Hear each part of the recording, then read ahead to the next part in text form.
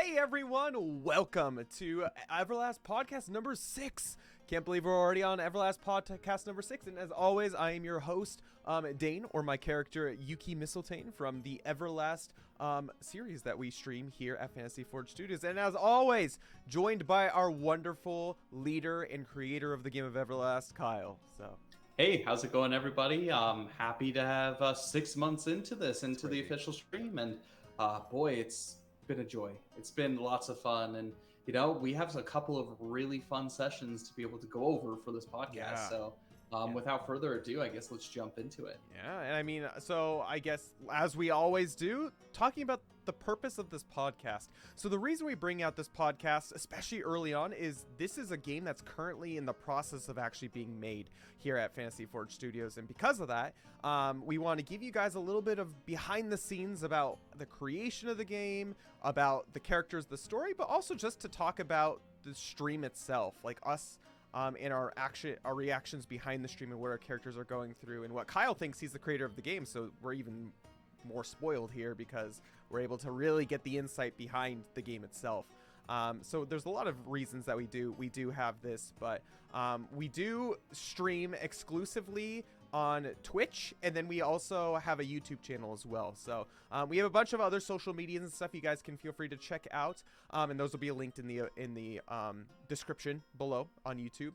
And yes, of course, if you're watching this on YouTube, you know we have a YouTube channel, and you can catch up on any past sessions that we have and any past podcasts that we have. Our last podcast number 5 was great. It was all about the creation of Everlast, which is really, really fun.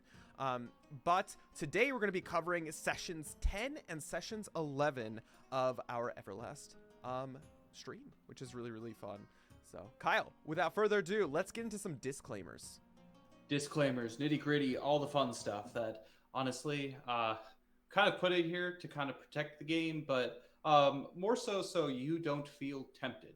But essentially, Everlast is a game that is currently in production, but it is copywritten by Fantasy Forge Studios and Kyle LaFont myself. So pretty much anything, whether it's music, visuals, art, intellectual property, all of those things, don't bother trying to take it or steal it, as it is copyright by us.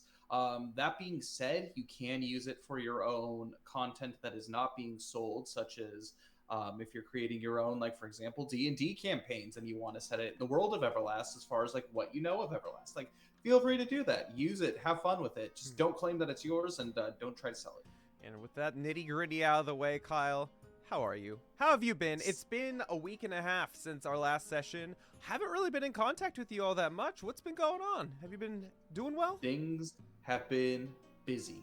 Yeah. So for those of you who watched our last episode, I briefly mentioned it at the very end, but I'm getting my sacramental marriage here real soon. And so the wife and I are just getting all the last minute stuff done, trying to figure all of that.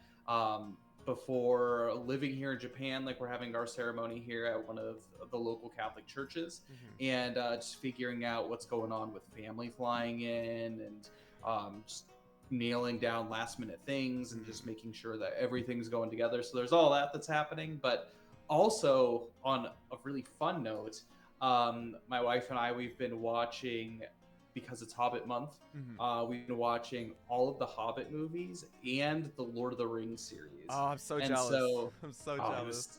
It's so great. Usually, like, we sit down and we tend to, like, watch, like, something fun, like, in the evenings. And we just decided to do it, like, starting on the actual 22nd of actually, I guess we started a week early, but starting on the 22nd of September, we sat down, we watched the second Hobbit movie, since we had already watched the first the weekend before, and we watched all the way through. Is there a significance to Hobbit Day being on the 22nd? Yes, it is Bilbo and Frodo's birthday. Is it really? Hey, yes. How about that? So the first day of fall is, or I guess the evening going into the first day of fall is their birthday. Exactly. Nice. So yes, that is the significance. So that's really cool. It's also Durin's Day, right? In, like, the Hobbit? I don't think it's Durin's Day, but it is the, like, significance of for Bilbo and Frodo's birthday, since they share a birthday. But one of the things that's was really fun is on actual Hobbit Day, I sat down, I made a really delicious beef stew. Oh, it was so fall time. It was amazing. But also, I sat down and I made a twice baked honey cake. For those Oh, of you who don't know that, what is it's that? a specialty made from Beorn. So he is the bear character in The Hobbit. He's like kind of like a half bear, but essentially what it is it's like a cake. It's like a little bit of lemon in it, but it's made with like insane amounts of honey. Like it's delicious. Like there's no other like sugar or anything in it other than honey. I mean, honey's kind of sugary to begin with. But what you do is you like kind of mix everything, kind of like you're just making a cake. You put it in for, I don't know, I think it was like 12, 15 minutes, 16 minutes maybe. And then what the point is you take it out and then you drizzle a little bit more honey on top. You let it soak in and all that kind of stuff. And then you put it back in. So you bake twice essentially. And when it's done, it comes out as this really like delicious honey cake with like hints of lemon and like super citrusy. Oh, sounds so good. You're making me hungry. Dense and so thick and like really moist. Like, it was like the first time I ever made it, and we loved it. And we made enough to be able to like last us like pretty much the entire like day after day marathon. So we kind of had some fun dessert, like themed dessert to go with the movies. So that was kind of fun. That sounds awesome. I know always like reading that part of the Hobbit book. And we just actually ended up reading it not too long ago. When we're doing our series on our YouTube channel where I'm reading a book, The Hobbit, on stream. But every time I get to the part where they visit Beorn's house and like all of like the honey cakes and like the mead and stuff that's always like said, that's like the most mouthwatering part of the entire book in my opinion. And I do have to say though, actually watching The Hobbit and when they're at Beorn's house, like there's that one scene where they're sleeping in his house and Bilbo wakes up to like a huge bee, like a bee that's like this big, like landing on his nose, and like he's just like no big deal. Like I would be freaking the heck out. I'd be like, no, I'm out. Like I'd much rather be in Dol Guldur. I don't want to be in this house where there's just bees everywhere. This just got freaking Suzume Bachi. Those of you who don't know in Japanese, those are the Japanese killer hornets here in Japan. Where literally when they fly past you, you hear like birds' wings flapping. Oh my gosh, it's crazy. I forgot about that. Is that a director's cut scene, or is that in the normal? So it was weird because we watched it on HBO, and the first Hobbit movie and the third Hobbit movie did not have extended editions. But the second one did. And then all the Lord of the Rings movies had their extended editions. So I still have yet to see. I own back in Colorado a box set of the Lord of the Rings and the Hobbit extended editions. They are not open. They're just like mint fresh, like in their packaging, like the Blu-ray sets. And I still have not seen the first or the third extended editions. Like, and I can't find it anywhere or legally get access to anything, and so like I've just yet to see it. But I was able to see Desolation of Smaug and it added a little bit. Like there were definitely some scenes that I was like, I don't remember that, but they definitely didn't remove much like the Lord of the Rings movies did. Where I think like literally the like Return of the King is like 4 hours and like 23 minutes, something crazy like that. With how much they add. But isn't that great though? Like it's so good. Yeah, it's amazing. Like I just think of what about you, Dane? What about me? I mean, not too much. I've just been dealing with some crazy kids at school. My Ichinensei have been, my first graders for my junior high school have been absolutely off the wall insane. Soon, actually starting next week, they have their school festival. So they're getting all prepped for that. They're making art projects. They're writing school newspapers, all that kind of stuff. And they also have their chorus festival next week. But I did a little bit of sightseeing this past weekend. Again, it was a extended break here in Japan. The first day of fall, the 23rd, we get the day off for like the autumn equinox here in Japan. And so I had a 3-day weekend, and because of that, I did a little bit of traveling, and I went to Starbucks. And I saw at Starbucks that they had a yaki imo creme brulee frappuccino, which is like sweet potato. Yaki imo sweet potato here in Japan. That's like one of the big fall flavors here. I'm like, that looks good. I was passing by. The closest Starbucks to me is like 2 hours away, so I just happened to pass by. I'm like, I'm gonna get that. I'm gonna see it. So I get up to the cash register to order my yaki imo frappuccino, and I'm looking at the menu, and then I see right next to it pumpkin spice latte. And I had to double take. I'm like, wait, what? So some behind the scenes about this, the two big flavors here in Japan in the fall time are sweet potato and chestnut. Chestnut kind of random for me, but those are the two big flavors. They don't have pumpkin spice. That's not a thing they have, and it's my favorite drink. Pumpkin spice latte. I know. Pumpkin spice latte. Super basic of you. Exactly. But I share the same love for it. When I found out, like the same day we actually started doing Hobbit Day, we were out and about, and we went to Starbucks, and I was like, I was like shaking. I was so excited. I literally ordered 2 of them. I've never done that at Starbucks before, but I literally ordered 2 drinks, and I just enjoyed it throughout the entire day. And like, that's one of the things I've missed the absolute most from being here in Japan is pumpkin spice fall time in America. And it just made my day. It made my complete week. I was just like, oh my gosh, this is amazing. And it was good. It was good. It was a little bit different than the American one. I just honestly think it's because Japan typically goes light on the seasoning. So there's a lot of pumpkin, not as much spice, but it was good. It definitely had the same feeling, the same vibe to it. So. Oh yeah, for sure.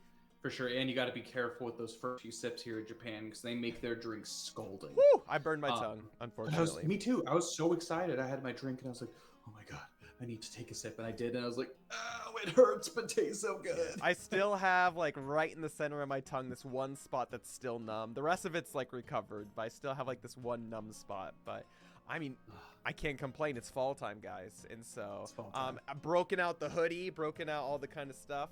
So we're getting fall time vibes going on here. So yeah, that's not a lot. Not as exciting as Hobbit weekend for you, but hey. It's fun. It was good. It was fun. Yeah. Awesome. Well, I'm glad to hear that things have been well for you. Things have been well for me as well. And so without further ado, let's get into sessions 10 and sessions 11 of our past Everlast stream.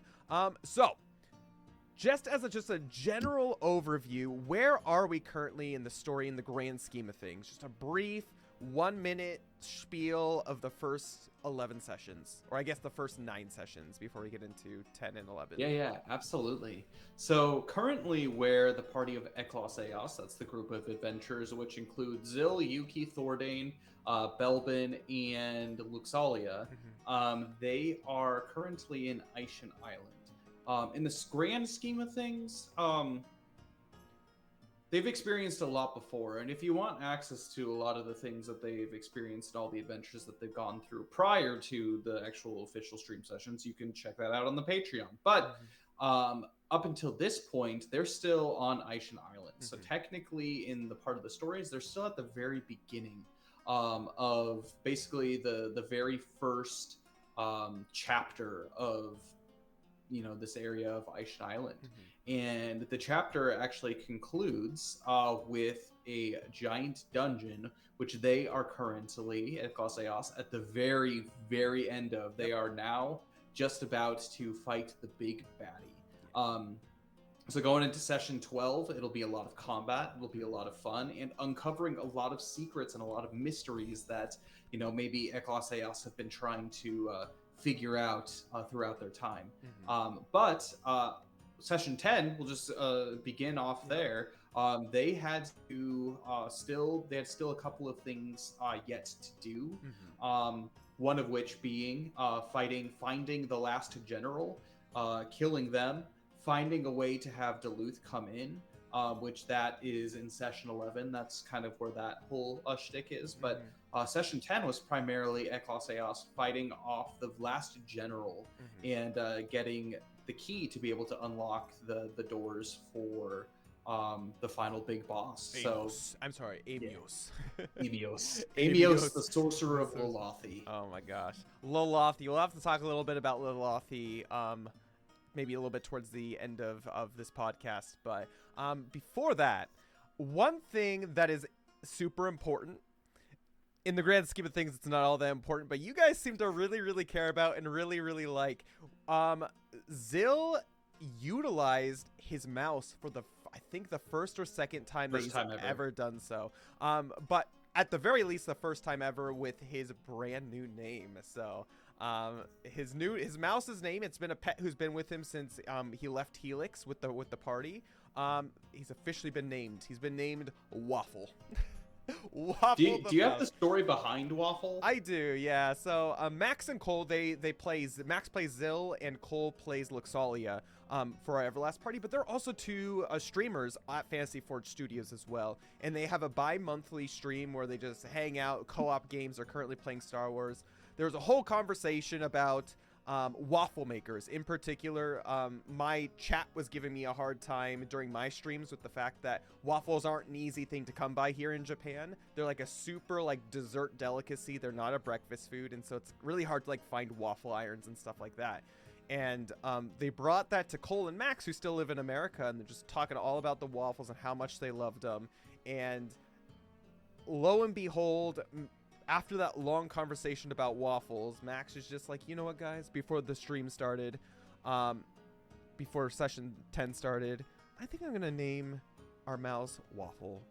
Just, Waffle sounds like a perfect name. It's like a great pet name. And so, lo and behold, Waffle was born, I guess. Really, truly born. Like, he wants, like, Waffle to have, like an axe head, like, on its tail. And I'm sitting here thinking, like, how possible is that? Like, I understand that, like, animals and stuff have tails, but, like, are they, like, muscular enough to be able to, like, hold, like, anything? And also, like, it goes, like, into Zill's armor and stuff to, like, hide away and stuff. If it's got, like, a piece of, like, metal, sharpened metal attached to the tail, it's just not going to be fun for anyone. Oof, but Waffle came of use. So, the prior session, Eklas Eos opened the last room, and where we started off the session was right outside the boss room, the one that we needed to fight. And so actually Zill decided to have the great idea to send his mouse Waffle into the room to do a little bit of investigating. And what did he find, Kyle? Well, it's so interesting because I know, so Cole and Mac, they are part of their own D&D groups. I'm pretty sure Max does, he's like the DM for one of the groups and that kind of stuff. So they're really into D&D, and one of the big things in D&D that you can do is you can have like these animal companions, which you can have in Everlast. But like you can like command them to do something. There's like animal handling checks that you have to be able to do. So I'm sitting here thinking like, oh, you want like this mouse to go scout? But like the Zill has no way of like communicating with the mouse or like anything. So I was kind of thinking to myself, and then all of a sudden it's just like, oh wait, Thordane has one of like these abilities to be able to pick up the general gist of like what like animals say. Yeah, he can't understand the mouse or animals like at all. Like it's not like he can understand what they say. It's not like he can speak with animals. No, he understands the body language, like the squeak patterns, I guess, to like detect whether there's danger or not, basically, which is kind of cool. I mean, it's like a very human, he's an elf, but human thing you can very do. ranger things. And so hey, his ranger abilities coming in clutch in the dungeon. So, so he went in and he found, I believe it was like death, light, maybe. Oh yeah, light. There light was one because of the candles that were in there. Death was another one. Death was another one? I think dark was the last one, or like it might have been like uneven terrain or something, like something having to do with like the uneven terrain that was in there. I don't know. Anyways, you can go and listen to the last stream to find out what it actually was. Yeah, it was a few weeks ago. It's kind of slipped my memory, but it's fine. so they actually more than a few weeks ago, like almost a month ago. I know, since crazy. that one. Oh my gosh. But he comes back and basically telling everybody, hey, or at least Zill and Thordane, that's what I saw, so that's good. But one of the things that this was really interesting about this room in particular was the fact that it put off kind of this aura, which at the beginning of opening that, both Thordane and Luxalia were almost kind of transfixed by. And it was, they've experienced this before, this kind of transfixed, I don't know, almost kind of like extreme aloofness. They experienced it way back in oh boy, it was like one of our last sessions before coming to stream everything live. But essentially it's what they call the dead eyes. And what the dead eyes are like, it's a phenomena that characters on specifically Aishan Island basically they have like no desires or anything anymore, and they're kind of just almost like walking zombies, and they seem to be transfixed on something that's not there. I didn't put two And and two together. That was dead eyes that they had going on with them? oh yeah. Oh my god, I didn't even put two and two together. It's literally the whole reason we're at this freaking fortress is find these people the dead eyes. Oh my gosh, how did that slip my mind? Okay. I know it slipped everybody's mind, and I was like, "That's fine. Like they can just like figure out." Because and some people who might have been listening might have been confused. There was a lot of checks that were being made during that part. So there was like an initial like mind survival check, which both Dane and Luxalia failed, meaning they got the dead eyes. And then I also had them make like I think Luxalia made a faith survival check, and what that had to do with was nothing to do with the dead eyes, but had more to do with the general presence of the room and sensing something evil in the room. And so essentially what came out of that was Luxalia felt the presence of something very dark and very evil, and she didn't want to go in there and experience whatever that was. Unfortunately, Cole was not there to role play that, and so it was just kind of what we did, controlling characters as it were, to be able to get her into that. Yeah, the two characters that weren't there were the ones that got the dead eyes. That's true. Yeah. But I guess it makes it a little bit easier to role play and whatnot. But they were able to kind of snap out of it enough to be able to go into essentially this darkened room, to which the floor was uneven, causing difficult terrain, which mechanically speaking, basically everybody's walking speed is halved. Yeah. And because of that, fortunately, Yuki has wings, and so she can fly. So she was examining most of the room and doing all of that until she discovered up on a giant dais that was at the center of the room where there's some candles, a hooded individual standing there, not seeming to pay attention to anything, but almost as if stoic like a statue. So why don't you go ahead, Yuki, and explain some of your first impressions? Yeah, well, I mean, how you described the figure was very scary. It definitely gave off an aura, for sure. I know Belbin, very strange for Belbin, because Belbin's the kind of character who just does not care. Like, he'll go up to anyone, pretty much. But, like, partially because he was failing checks. But the fact that he was even having to make checks, the fact that he was afraid of this individual, and Yuki luckily passing her checks. Very, very skeptical. Obviously, a completely dark room, very scary. Yuki approaching this hooded individual, and upon further investigation, seeing that it was just like a freaking Voldemort Michael Jackson standing there and sitting there, as how I like to explain. Probably very scary in person. But yeah, obviously, knowing that death was coming from this person and seeing the dais pulsing red the entire time basically was quite terrifying. And right away, Yuki knew right off the bat that this is someone who needed to be taken care of. So she landed next to the individual and using a few words about not so kind words, kind of initiated the battle and started the battle, which was fine. It ultimately ended up being okay in the end. But oh boy, did this freaking battle hurt the party. Like, not just like terrain wise, but just like damage too. Like, I was not expecting going into it what was about to happen. But yeah, Yuki basically just went straight in full force, and I think she punched it. I think it was the first thing that she ended up doing. Or like I think you attacked it with the sword, and then like you punched him. Yeah. Yeah, because you had like a torch in one hand, and true. you had to like end up dropping your torch and like punch and all that kind of stuff. Yeah. But yeah, one of the things that's actually really interesting too was the way that the battle began and the way that it was initiated was kind of ties into the whole idea of like teamwork and having good communication. And again, kind of difficult when it comes to like having missing players. So that's an unfortunate thing. But both Dane and Luxalia were not even up on dais, and so because there was darkness, when Yuki initiated combat, she was the only one that initiated combat. Yeah.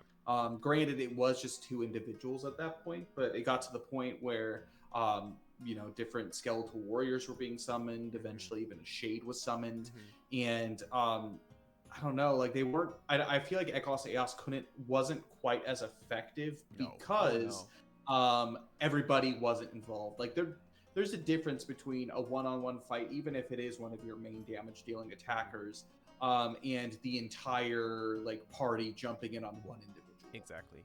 Well, I mean, I think it really goes back to when we were describing last podcast, actually, about like the actual play style of the game. I think it wouldn't have been as big of a deal if it was like a traditional D&D-esque play style, but Everlast really, your party really gets crippled if your characters aren't filling the roles that they're supposed to do. Yeah, synergizing well. Like, Everlast really works off of the synergization, and unfortunately it took 3 turns really before anyone really got into it. So luckily Yuki was able to notify Belbin, who was in the general vicinity, and then Zil, who was just across the dais, that something was going on. They couldn't see what was going on. Belbin could see, but like it took a turn, 2 turns for Yuki and Thornton to even get into any action, and by the time they even got into action, like it was already 4 turns into the combat itself. Well, and this was also the first opportunity too, where I think the party has really started to encounter fear. Yes. And how what fear does to be able to cripple a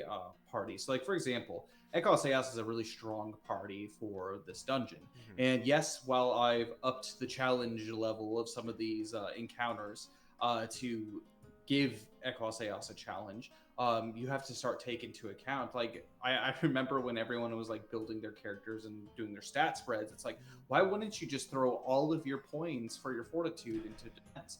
Because resilience doesn't seem to really like matter, like okay, shrugging off status ailments, that kind of stuff. But what it really does matter, I mean, Yuki experienced poisoning, being able to experience that and have actual modifiers to be able to help those rolls.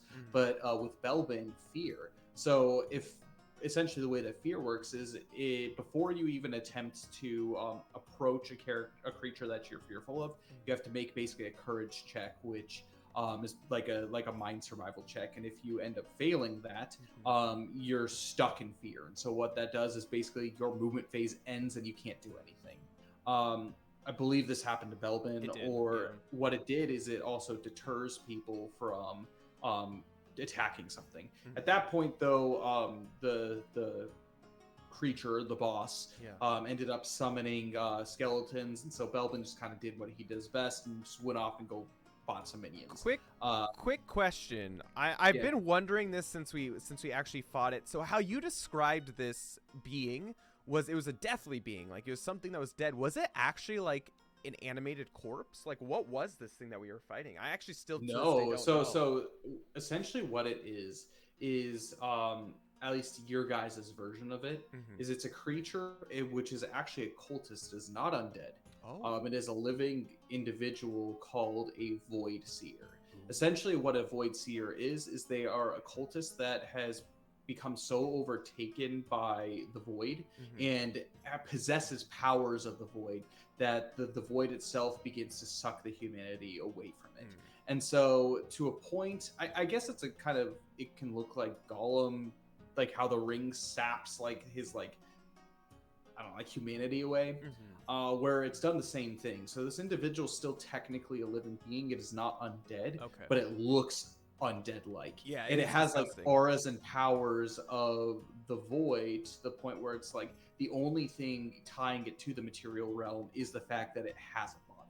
Gotcha. And so like everything that it has comes from the void. Yeah, I was just curious because again, it was just summoning skeletons left and right. It was teleporting basically. It's crazy. I was just like, what is this thing that we're fighting? But one of the most annoying parts of this battle, we've alluded to it before, was the fact that no one could get to this boss. This freaking room that we were in just crippled the party. Oh my gosh.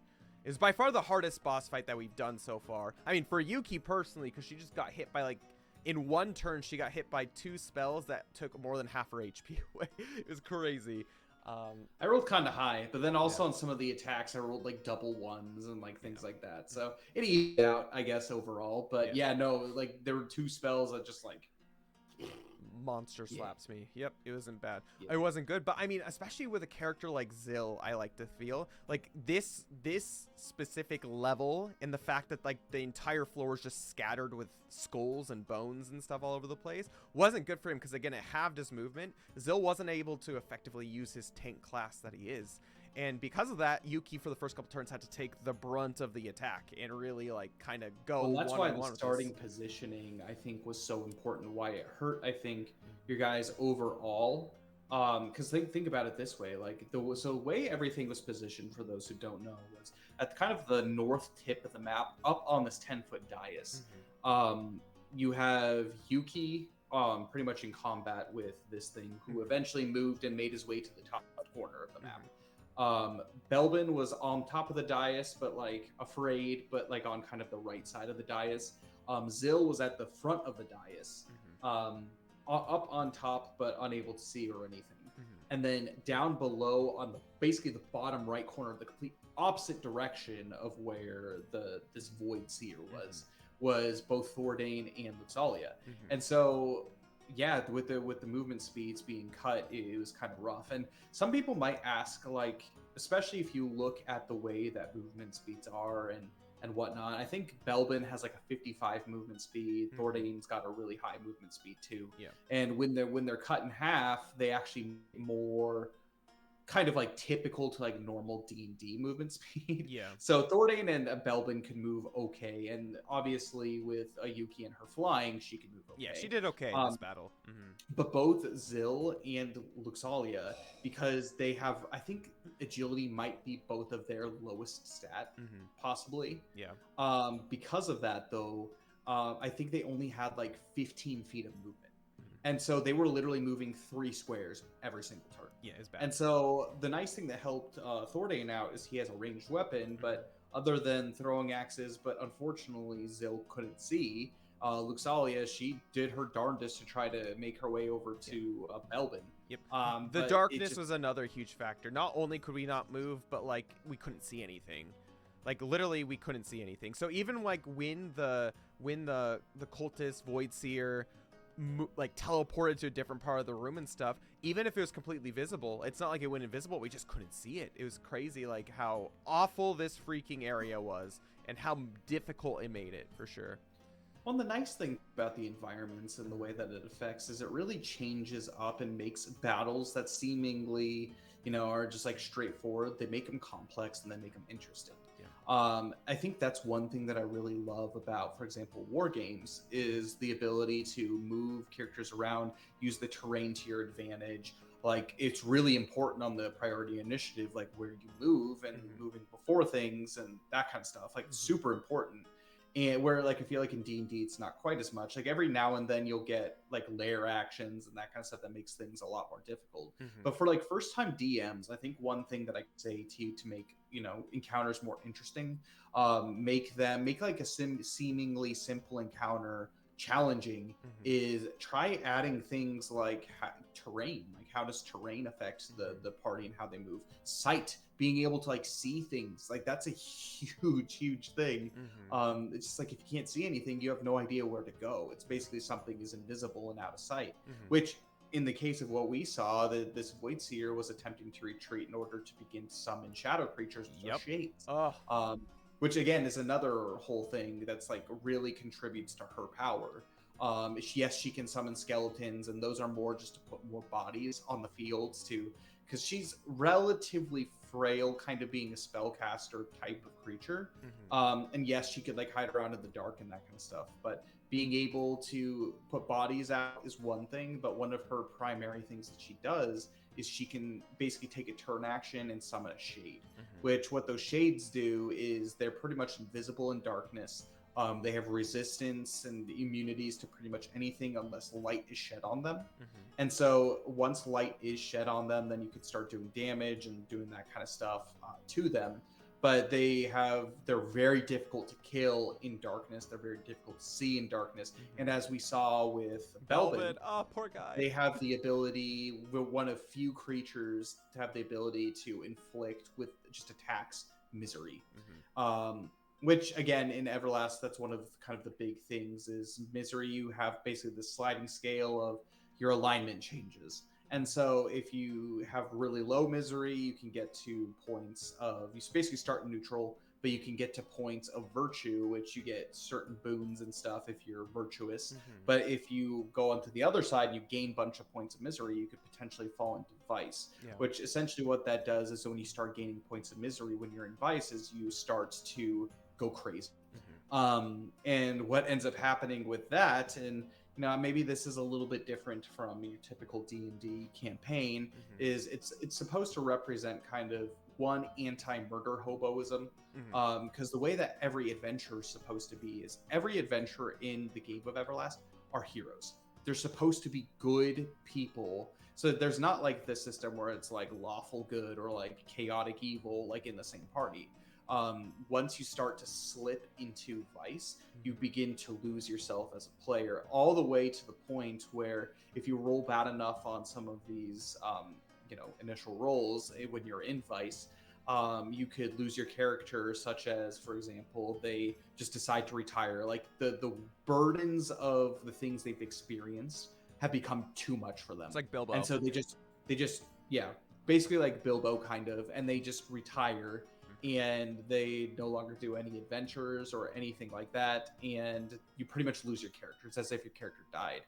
You could also, like, if another worst part, there's a little bit more flavor to some of them. Like, for example, you can, if you get bad enough, basically you go crazy enough to where, similar to Gollum, where like the temptations and like the evil that you've experienced have driven you mad, and so like sometime like in the night you basically slip away and nobody ever hears from you again, all the way to like the most severe, which is like the player can't handle it, so they actually eventually ended up killing themselves at some point, and so the party finds like the lifeless body like the next day of their adventure. And so like there's actually consequences to doing bad things and experiencing bad things, but again, this enemy, the Shade, can kind of with attacks almost passively allow you to gain points of misery, which in Belbin's case, he was already in vice, started driving him crazy.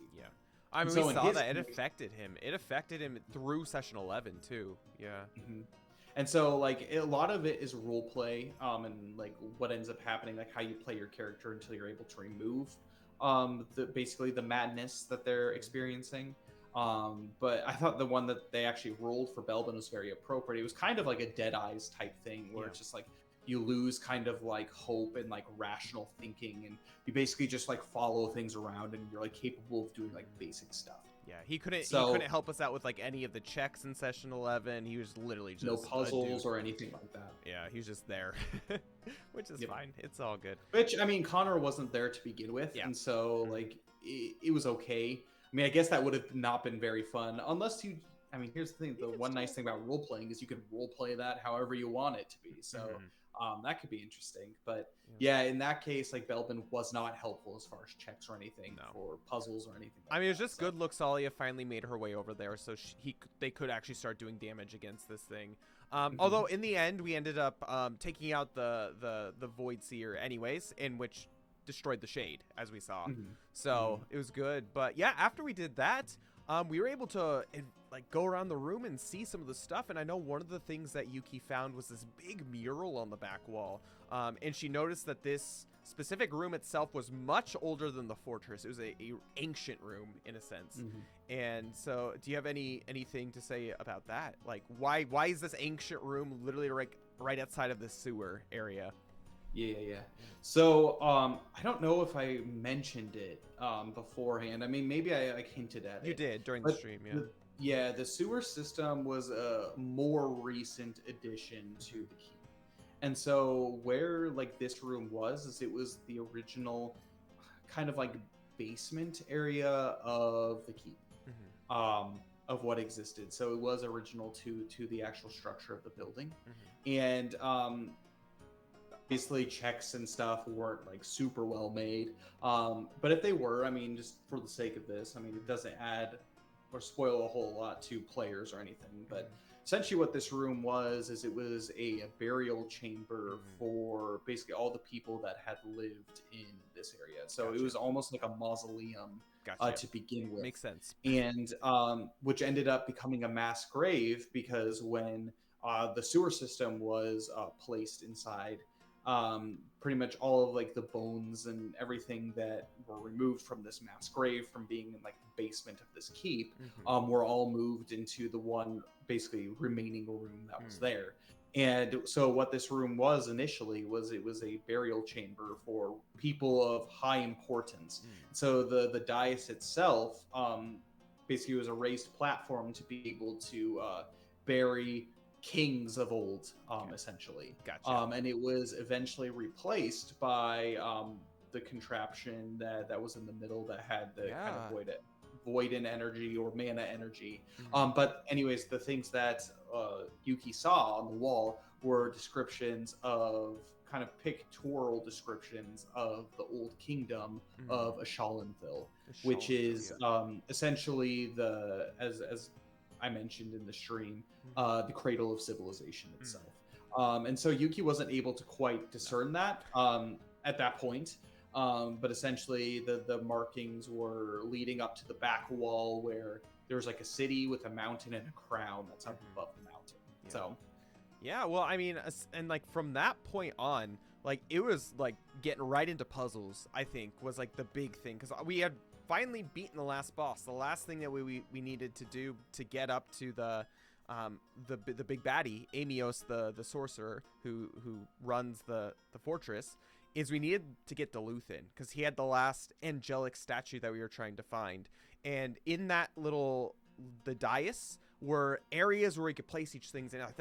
I still think it's so interesting how Zill can speak Voiden. Luckily he can, because he was able to place the statues where they needed to be, but we still needed to get Duluth. So we were able to place the 3 that we had from the bosses that we had encountered, but we still had to get Duluth. So we just got the heck out of Dodge, and the first thing we had, and we've had it for a couple sessions at this point, was the stone hand.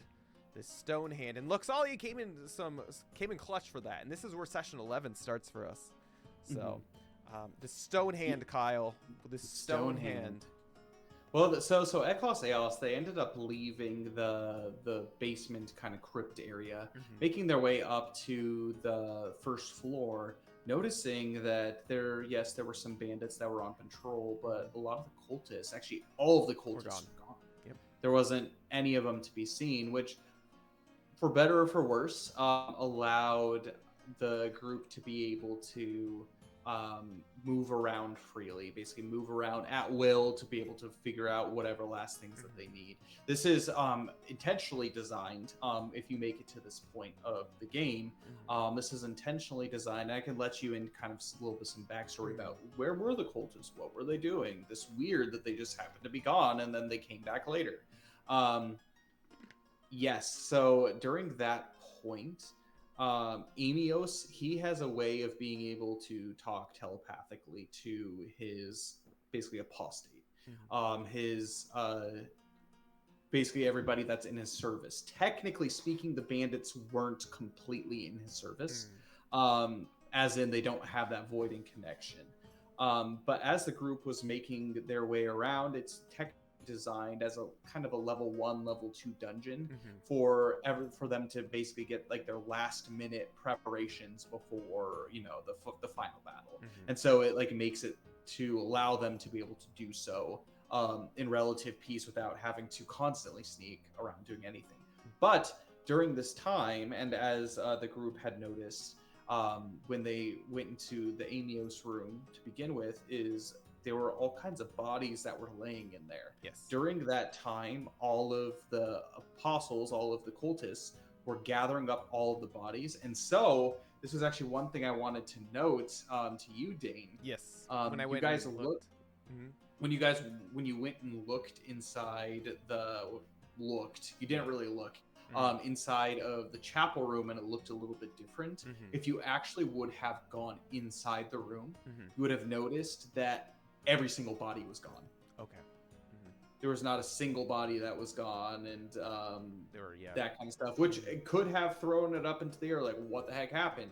But essentially, the cultists were in charge of collecting all of the dead bodies with information from the sorcerer, and they were in the process of delivering those bodies up to the top room into the final chamber. Gotcha. Essentially. Yeah.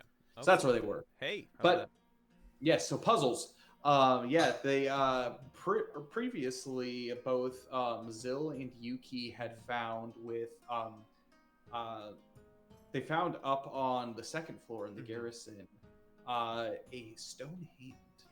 Yeah. In the Bloodluster's room. Yes, in Grandul Bloodluster's room. And this was what was really interesting about this hand too was it was in this box that doesn't seem like it had really ever been opened. It was almost like an ornamental box that Grandul didn't suspect much or anything to be in, except for this hand. And being able to kind of, with the help of Luke Salia and all that kind of stuff, figure out, put two and two together that, wow, maybe this will fit into the statue, like right in the bottom or the top left-hand corner of this keep. Yep. And they eventually figured it out, and turning the hand, placing it in and turning the hand allowed for a passageway to be opened to go underneath. Yeah, we had to still travel back up to the Bloodluster's personal quarters though, because like the entrance was to the fireplace that was in that room. Actually, like we heard when we put the hand in and inserted it that something moved. We had no clue. We spent like maybe 30 minutes trying to figure that out. That's crazy how long we spent trying to, like, where the heck is this going, kind of thing. So we just decided to go back, check on our good buddy Krothos as we went up there. So. Speaking of which, Krothos was healed by his poison. So he was, yeah. Thordane is coming in clutch. I'll tell you, it's real nice stuff he could use. Yeah, he's got some good items and everything, but fortunately, I mean, here's the thing: the party could have used that healing item on themselves or saved it for them, but they were very nice and cured Krothos, who was pretty much hyperventilating in a bed because of his poisoning. But yes, they discovered that there was this hole in the fireplace with kind of these stone ladders. This not stone, but like a metal ladder kind of climbing down into it. And so the group makes their way down to a similar room, to which both Matic and Salic had mentioned. Nobody knew what was in the inside of this place.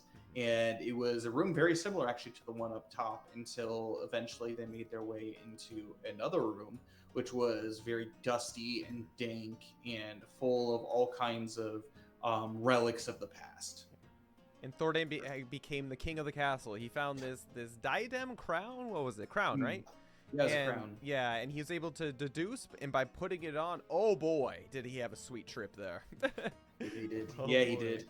Yeah, and that'll be important to some of the history and some of the story going forward. But essentially, he put this crown on, and he has a lot of fun with cursed items, per se.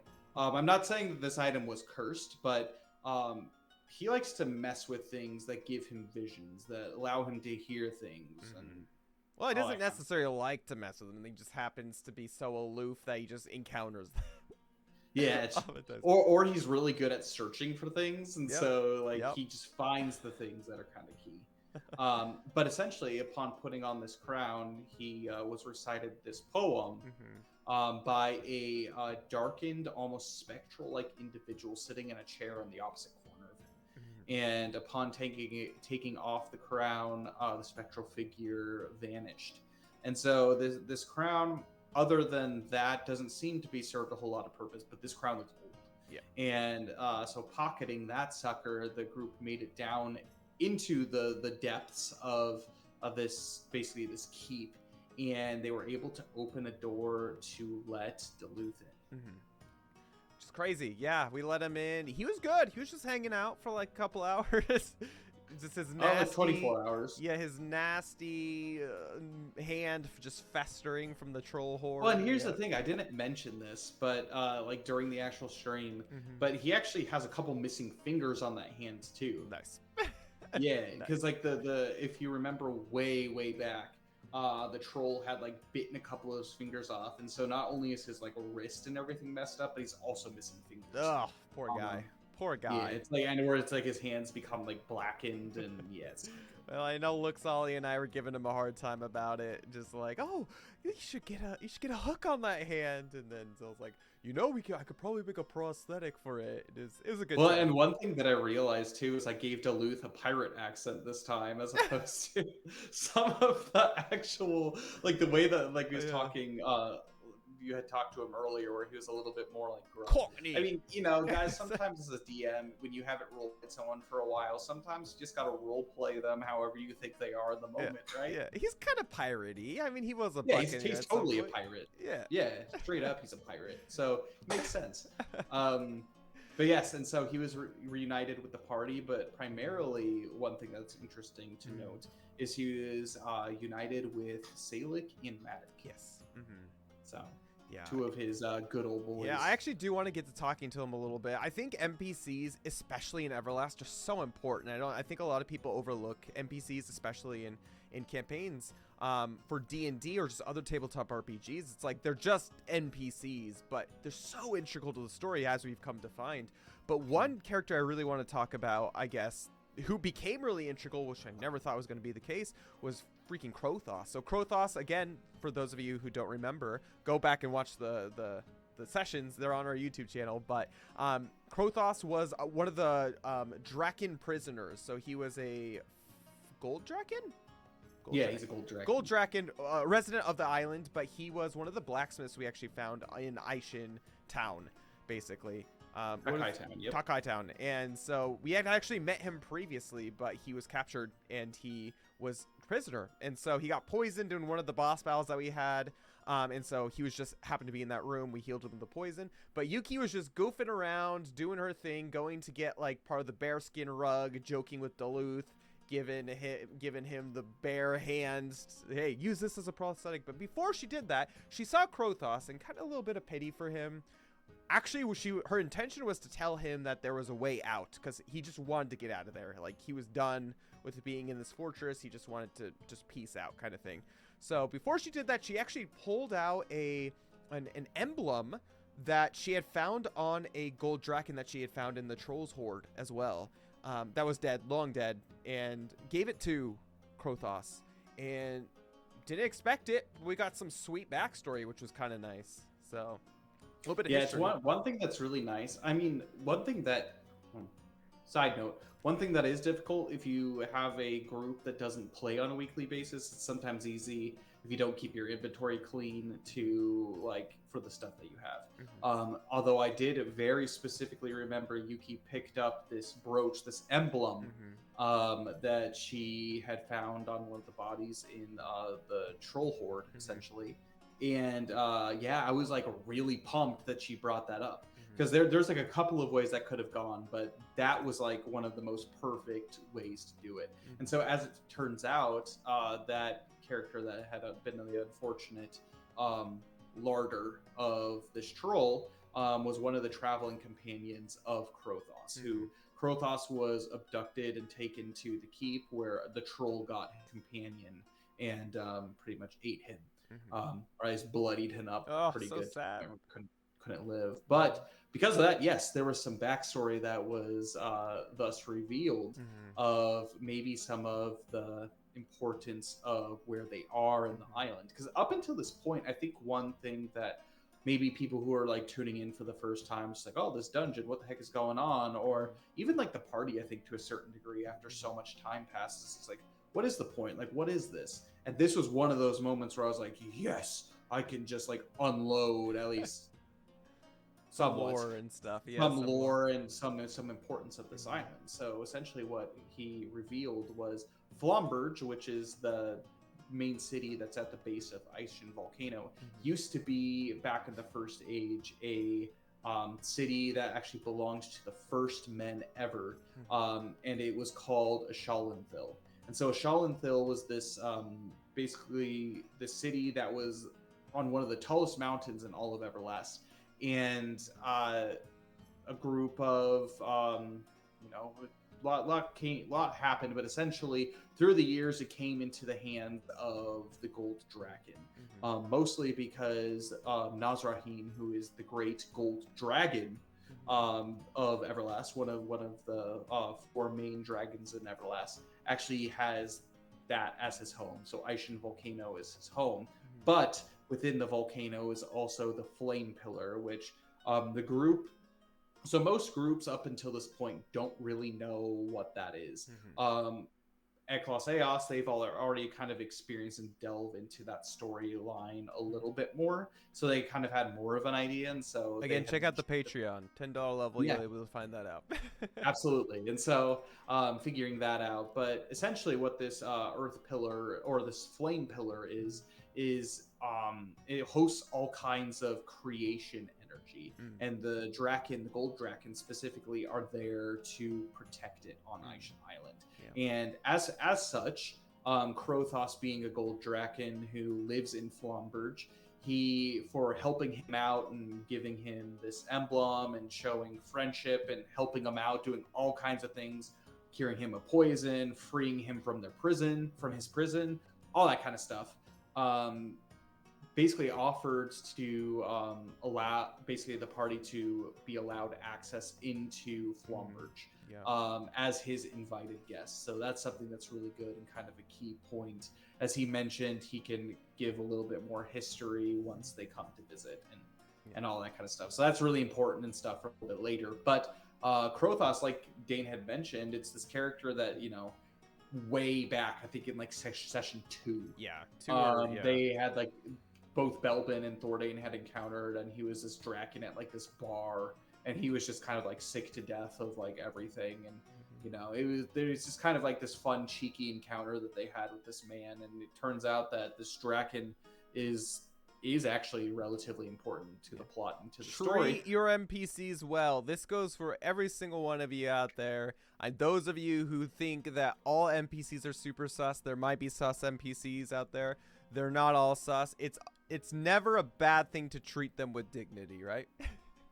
Well, there's that, and then also I think on top of it too, realizing I think a lot of players tend to use them in the opposite way, where they're just like, they're not real people, so I can just use them and as pawns to do whatever I want. Well, that's not the case either. Like by offering the ability for Krothos to be able to leave, there was an exit for him, given all this kind of stuff and like the way that you treated him, it emboldened him to be able to stay for kind of this final battle. Like by his own volition. It's not like the party's forcing him into service to try to like help them reclaim this key. By his own volition and by the relationship that he built with Colosseos, he not only opened passageway to a city they wouldn't have been able to have passage before, but he was there to be able to help and knock some skulls around in the final conflict. I mean, I do want to talk a little bit about that, but I think one really important concept, or one important thing that I think we should talk about a little bit before we get into like the final battle, the bandit revolt against all the cultists, Colosseos sprinting their way towards the tower, is the character of Duluth and his relationship to his bandits themselves. Again, NPC characters who kind of seem like, especially early on in session 2, 3, 4, maybe didn't seem super important, but they became super integral to the story itself. I mean, apart from getting the last statue and being able to have access to the Sorcerer's Tower, which we ended up doing, there was a really heart-touching moment and a really great moment between Salic and Matic, who are two of the bandits that we had befriended at the bandit camp earlier on, and their long lost leader, Duluth. So do you want to talk about that a little bit, Kyle? Sure. Yeah, one of the things that was really interesting going into the bandit encounter, the initial one, so like way back at like the initial bandit camp, where there was like I think like 16 to 18 bandits that were there guarding the camp. I think it's so easy for parties, especially parties as strong as Colosseos is at this point, to just go in and just run amok and just slay everything that's there. Could easily done it. Could have easily done that, and the game still functions. Like the game is designed to still function if the party just goes ape and just kills everyone, including Duluth. It still functions. Hence with the statue being in basically that bandit cave, they could have just taken it and whatever. That being the case, though, this really goes to show that, you know, even the smallest bit of mercy extended towards even what seems to be a villain, what seems to be an enemy, can really change kind of the perception of, you know, who they are. Where it's like the things that the characters do in game and their moral like consequences of their actions actually bring the good out in some of the evil NPCs as well. They're not just like your stereotypical like, I'm just evil and I'm always going to be Well, evil. That's the way it is. I think you also look at like just NPC characters, not NPC characters, but NPC enemies. Like for example, a perfect example, a group of bandits, where Yeah. they literally like their loyalty is like to like finding treasure, and like a lot of bandits, let's face it, are just trying to make a living. Well, essentially that's what it is. Like they're not necessarily bad at heart, but I think a lot of parties go into it, it's just like, oh, these guys are doing bad things, just kill them all kind of thing. Where in reality, they're people too. And especially the people like bandits, like it might be good people. Like Salik, I would say is a good person, just a very lost person, you know, just deep down, just And trying to find his way. Yeah, exactly. And I feel like, obviously there's characters like cultists and stuff, like the cultists who are like Amios cultists, you're not getting to them. They're just like consumed by the void, so kill away. No, not necessarily, but when it comes to bandits and stuff, like I think there is part of that. I think that's what Yuki was thinking when she initially decided to spare them, was like they were cowering and they were like, they didn't want to die. Like they were there to like do a job that they were supposed to do, but there was a lot of humanity in them. So I completely agree with that, like that sentiment for sure. Yeah, and throughout the time spent together, like there has been some backstories and everything that have been revealed for these bandits. And you know, like you don't, as a DM, kind of DM tips as a Fate Weave or whatever system you're playing, you don't have to have elaborate backstories written out for every character. Honestly, you can kind of come up with them as you go. Fortunately, I did have backstories for these characters, but you can go like you can create very realistic characters from NPCs. Yes, maybe it takes some creativity and connecting a few pieces and that kind of stuff, but the way that it works, especially with Duluth, and the way that their kind of service and their friendship kind of was on mutual necessity. I mean, Salik, his whole shtick was he used to live in Folden Rock, and he eventually came over, you know, abducted by pirates and all that kind of stuff. So that's his thing. Made his way to Ishan Island and eventually ran into Duluth. Duluth, not so different. He was kind of a pirate. He was a swashbuckler on the high seas, but he eventually took residence at Takai Town, again, preying on the easy tourists that were there, but eventually being banished in out of the town. And throughout time, you know, Duluth kind of became almost this figurehead, like this caretaker for a bunch of lost souls that had found their way to Ishan Island from one way or another. And then eventually, when this, you know, big evil sorcerer, this man with so much power, took residence, especially offering food, shelter, all that kind of stuff. It was kind of a no biggie, like no brainer. Think about it. Like Duluth, like his purpose was to provide for his bandit family, and this was a way for him to be able to do so perfectly and fully. And so the food that they ate tasted delicious and filled their bellies. The sleep they got outside of the camp, they felt well rested. There was a protection aura around, as was mentioned before, that bandit camp, where as soon as you made your way into the center of it, like you didn't have the bugs, you didn't have like anything like that. Like they were provided with safety, they were provided with food. And so Duluth, taking the sorcerer up, not necessarily knowing like what it was doing, until he actually arrived and saw that, you know, the stuff that was happening to his bandits, it was draining them of their humanity. And you know, it's like kind of with Ekos Ios, he, as one of these supposed generals, really had no idea what was going on and the malice that was behind it. So it shows that, like, Duluth, yes, maybe he does bad things, but it doesn't mean that he's a bad, completely lost person. And the fact that he built actual relationships with Matic, with Salik, with the guy, with Crowvault, he actually has this personal relationship with each and every one of the bandits, Mm-hmm. which, eventually when the party starts to understand that if they do keep him alive and they do, build these relationships, it's like, wow, like I fought human people. And it kind of makes you think back to, wow, it makes me wonder like how much of like his close family, his Mm-hmm. close friends, we actually dispatched of without asking any questions. Exactly. Yeah. Um, but like it is what it is, and fate Well, dictates what happens inside this game. I would even say too, just like to go on top of it, it wasn't just like there's one way to play it out too. Like we had to make a ton of checks leading up to this point. We had to play out a bunch of role-playing scenarios with these characters for them to even find that little inkling of trust. Like it could have easily gone, even if we had kept them alive, they could have just turned around and stabbed us in the back too if we And didn't this play is it very right. true. So like it really just depends on how you play, which I love about Everlast. I think that's amazing. But one last thing I do want to mention before we move into like maybe the conclusion, the closing few words that we do have about this, when it comes to them, is I find it so beautiful and so poetic, like as an ending for this dungeon itself. Like the entire dungeon, there's been this awful aura. The bandits, you can just tell whenever we would encounter them, just hate this place and just like feel super drained. Salic as a character, I mean, poor Salic, feels so bad for the guy. Was just literally like the epitome of pathetic the entire time, and just like this whole energy, like the sorcerer was draining these people of their power and their will to live in a sense.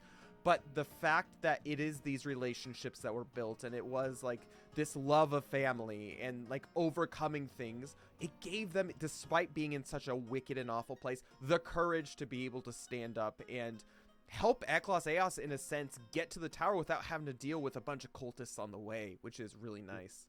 Mm-hmm. So I mean that's what I want to say about that. Anything else to end on when it comes to Duluth and the bandits, Kyle? Well, one of the things that I think want to drive home when it comes again to NPCs, but specifically someone like Duluth, is the idea that no one is beyond saving.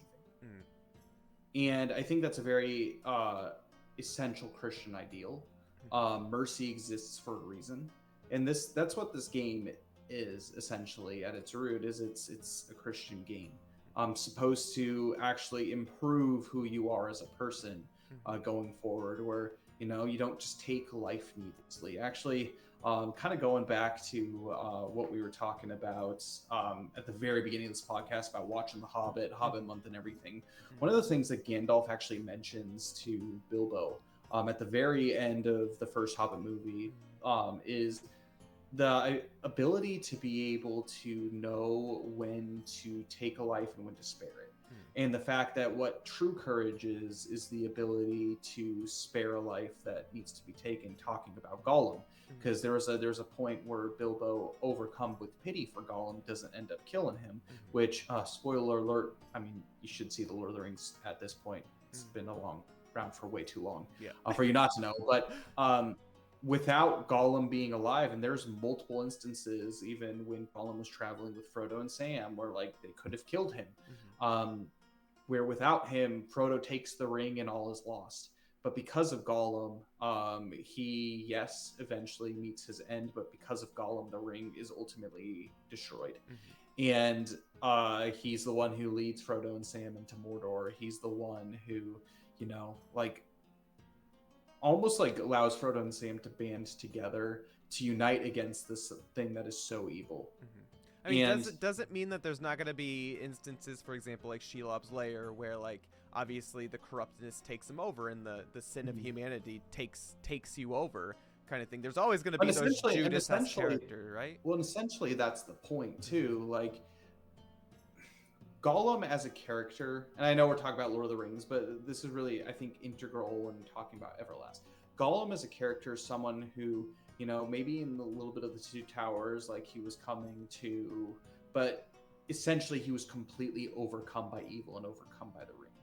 But the way that God works, the way that fate works, is even in something that is so terrible, even in something that is so evil, it works out perfectly the way it needs to be. So even in this horrible act of Gollum biting off Frodo's fingers, even this horrible act of him attacking, trying to kill Frodo, the ring is eventually destroyed. And God can use seemingly, well, he can use humanity. God can use those who are taken over by evil, and not just like use them and discard them like however you want. Like God is a loving, just, merciful God, but he can use them to a degree to provide what is best for the world and provide what is greatest for his kingdom and building his glory. There's redemption there that I think exists, which especially in the case of Duluth, Krothos, Matic, or Crowvault, not Krothos, but Crowvault, Matic, Salic, you know, they're human, and like, yes, they've fallen away and they've been doing bad deeds, but who knows like what sparing a life can do and like what that can actually provide the party in the future. Yeah. I mean, I think that's beautiful. And again, why I love about Everlast, there's so much thought behind it, and like I'm really excited for this game to continue to grow and become what it is. But starting session 12, guys, session 12, we're gonna be fighting the big baddie, Amios the Sorcerer. And I guess maybe we'll save Lilothian the talk for Lilothian for the next podcast. I think I'm sure we'll get a little bit more lore dump at some point as it goes. But I guess we're gonna have a couple announcements and then we're gonna end it. I think this is a great place to end it. So I guess without further ado, guys, there's a lot of ways you can find us. So if you want to check out, if you've never checked out the Everlast stream before, all of the previous sessions are available on our YouTube page. That is in the Everlast Adventures little playlist. Yeah, playlist is what it's called. But also we do have a bunch of social medias. We have a Twitter page. We have a website. A website's a great place to find. If you want to learn a little bit more about the background of the creation of Everlast, you can go to our website to be able to find that out. And as well as a Facebook page. We have that. We also have a community Discord as well. We're very active within the Discord, and we like talking to each and every one of you. And we have our Twitch channel. So the Twitch channel is our main source of content entertainment. We often upload from Twitch to YouTube. So if you want to catch us live, Twitch is the best place to do it. I highly recommend Twitch.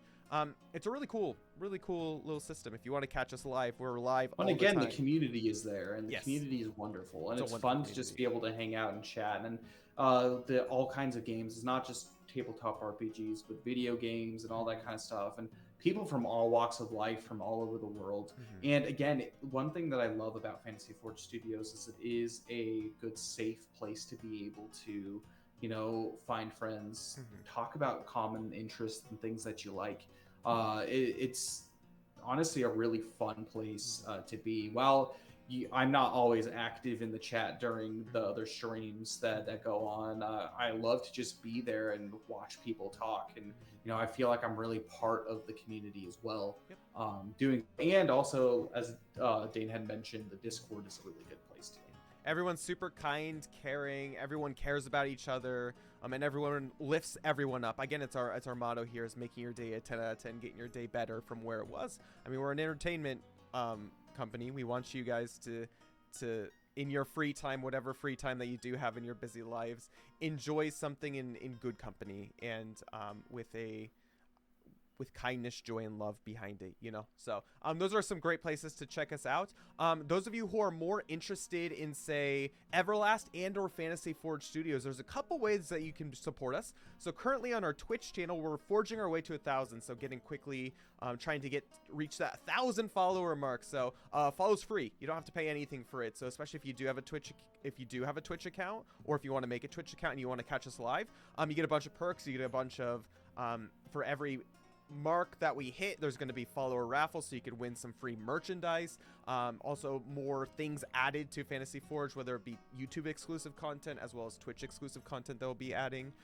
So it's a way for us to celebrate this wonderful kind community, and all it takes is a follow. So head on over there, give us a follow. Also YouTube, feel free to hit that subscribe button, hit that bell so you don't miss any of our uploads. And for those of you who are kind enough who would like to support us financially and support the game of Everlast financially, because again, as we mentioned before, it's currently in its creation of it. So we're producing it ourselves here at Fantasy Forge Studios. So it's not going to be possible without the generosity and kindness of each and every one of you. So if you have the means to be able to do so, we have a couple ways to do it. First and foremost, we have a merch store. So we have a bunch of really cool Fantasy Forge themed stuff from all the video games and stuff that we play on our Twitch channel. But we also have an entire Everlast section. So we got a bunch of really cool stuff like our exclusive hoodies that like represent each of the characters. Of course, I'm Yuki, so I have my Yuki one with our little chibi, and then on the back it also has like another like anime style one. We got a bunch of stickers and stuff. Yeah, my water bottle has the Yuki sticker on it. We have a bunch of really fun Everlast designs, from t-shirts, clothing, to blankets, to... You can't see it, but I have a sweet desk mat. Yeah, like to things that you can use just in your everyday life. So we have every kind of good for you. It's a good way to be able to have some sweet exclusive Everlast merch that you can't get anywhere else. But you're also supporting the game, and you're supporting the channel by the creation of the game. So that's great. And then the last way that you can, or one of the other ways that you can help us out financially, is we actually do have a Patreon. So Kyle, do you want to talk a little bit about the Patreon itself? Yeah, absolutely. So the Patreon, essentially what that is there's 2 levels at the moment. The first level is basically you're the bringer of hope. You during the stream, so we stream twice a month, the Adventures of Eclipse, and during that time, you're able to have 1 hope per month to be able to provide the party. Essentially what hope is it's a reroll. For better or for worse, you're interceding on fate to be able to give them a chance to roll higher. We've seen it work in a lot of great ways. Loot rolls, finding really cool things, really cool items from random tables, helping people survive. So for example, if someone is dying, the ability to be able to survive that, to be able to hit something that's really important with weapons. Basically, like, hope is awesome, and what you can do is you can provide that in stream live, and you get one of those per month. It's a great way to be able to interact in the stream too. We are looking at chat and stuff as it's going. Unfortunately, we can't necessarily talk with you guys too much because again, we're in the process of role playing, but it's one way to be able to participate to the chat as well. If you have that, you could be the hero of the stream if you decide to use it on a really it literally is interceding on fate. Basically Lamia, the god of this world, is essentially a monotheistic Christian god. But what it is God uses his followers. Lamia uses his his goodwill to be able to dictate what happens, and you can do so by providing hope in dark situations. So that's the $5 level. On the $10 level, it's the same thing, except you get 2 of them per month. So you can potentially give hope to 2 characters per month. Additionally, on top of that, you get access to the audio podcast, the audio files of the Adventures of Eclipse the previous year and a half before the actual streamed content. So all the adventures thus far, they'll be released periodically for those who subscribe at the $10 level. And that's a really good way to be able to support us. But most importantly, you can share, use your social media and really promote this game, promote Fantasy Forge Studios, all that kind of stuff. Like, word of mouth is huge. Super, super huge. But most importantly, your prayers are much appreciated in this. It is a game that, we hope is not only, something fun for guys to play, but bring others closer to Christ, bring others closer to Jesus. So, your prayers are essential for that as well. And thank you all for, again, just being so loyal and being here every single week and enjoying this content along with us. Again, we wouldn't be the studio we are if it wasn't for your guys' amazing generosity and kindness. And know we're always thinking about, you're all always in our prayers. And we hope you have a blessed week ahead of you. So without further ado, I think we're going to end it, guys. So thank you for joining us for Everlast Podcast Session 6 Podcast 6 covering sessions 10 and 11. And I look forward to, speaking of which, Kyle, quickly, next stream for Everlast. Before we go, we will see you guys October October. Let me pull up my calendar. 8th. October 8th? No, not the 8th, because you're getting married that day. I'm getting married on the 8th. No, October. October 15th. October 15th. And that'll be session 12. So the epic conclusion to the dungeon that we're in, fighting the dark sorcerer Amios in his wicked tower of the Aishin Island Keep. So we will see you guys then. Until then, lots of love. You have plenty of time to catch up on our previous streams if you want to catch up. And we will see you then. So lots of prayers and enjoy your week. Last words, Kyle? God bless.